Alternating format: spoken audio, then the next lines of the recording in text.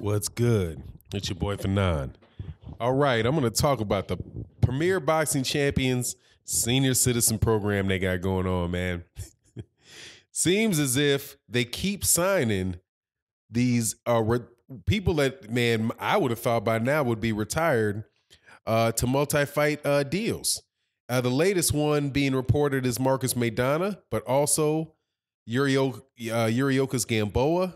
Of course, there's my man, Guillermo Rigondeaux, and Manny Pacquiao. So those those are octogenarian boxers who have big names, readily recognized games, probably have enough left in their tank to call. Actually, I think one actually is probably still the best in his weight division, and that is Guillermo Rigondeaux. But the rest also all offer some pretty interesting things to the PBC. So there's two ways to look at it. One is from the perspective of the boxer. The other is the perspective of the PBC. And third, actually, there's three ways, is from the perspective of the fans. So that's how I'm going to go through it. All in all, man, I don't mind it. I like it, actually, man. I think it's good for the young boxers coming up. But let me go ahead and I'll go ahead and talk about that. Before I do that, though, I want to welcome you back to the channel, subscribers. Thank you so much for your support. You know, we put out videos every day. We do live streams 5 days a week, sometimes 6 days a week. And just you guys' constant support has been super appreciated.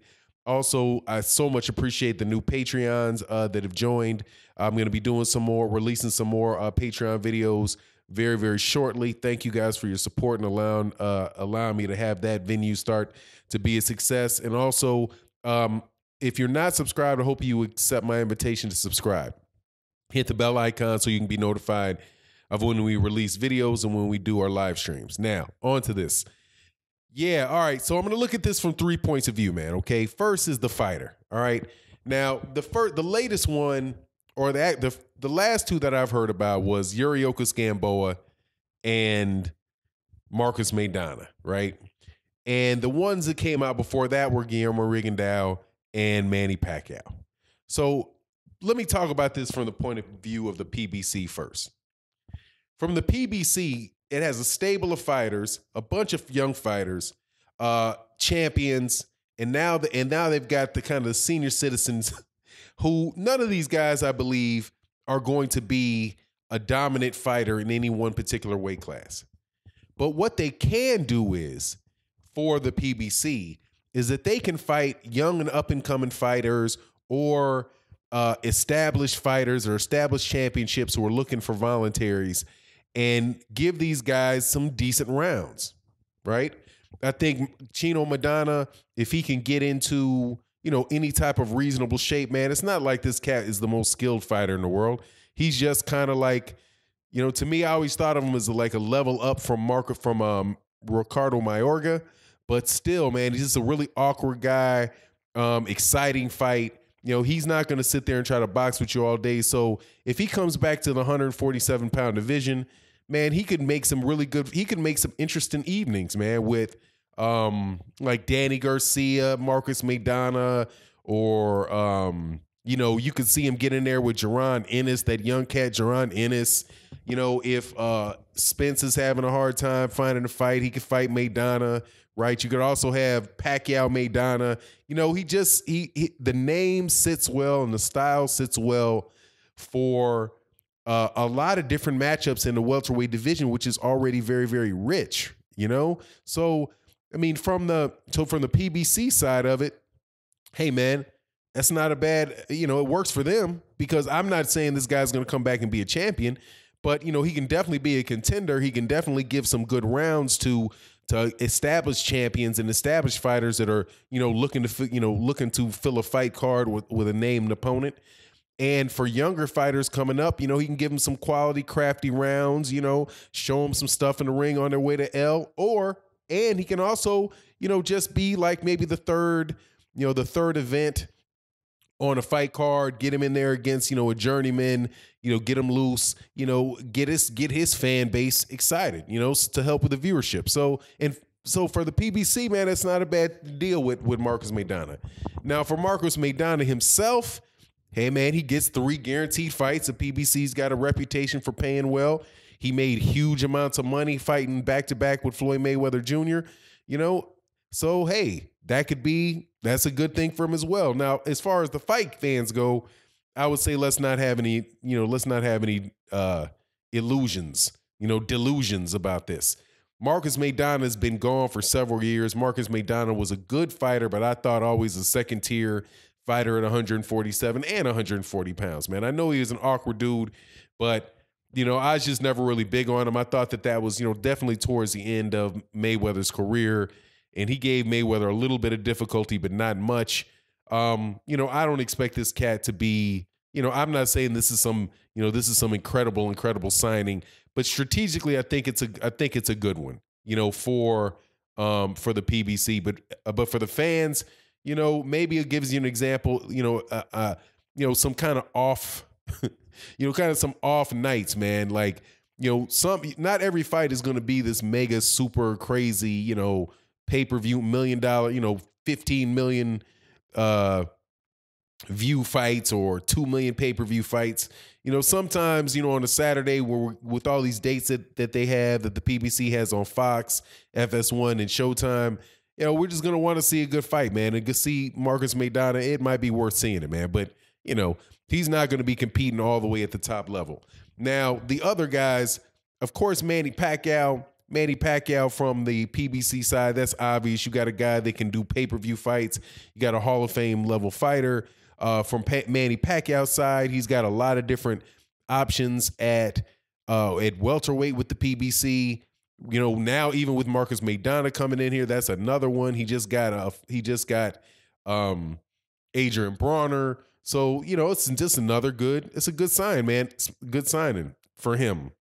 And I've been saying that. Now, as far as boxing, again, Manny Pacquiao's not at the top of the sport, man. He's not the Terrence Crawford. He's not the Errol Spence. I don't think he's a Keith Thurman. I don't think he's there with Sean Porter. But, Manny Pacquiao's a great fighter, so, he's going to give anybody a difficult night on any particular point in time. But, when you get to be 40 years old, the clock is ticking on you. But, so from my perspective as a fan, it's good to watch him fight, but, he's not what he used to be, but again, with all these dates and all these fight cards going on, if it wasn't pay-per-view, like I paid for the Adrian Bronner Manny Pacquiao fight, I'm not sure if I would be doing that, against just any old body, man. But he says he wants to get with Keith Thurman. At least that's my understanding, the reports that I've seen and heard.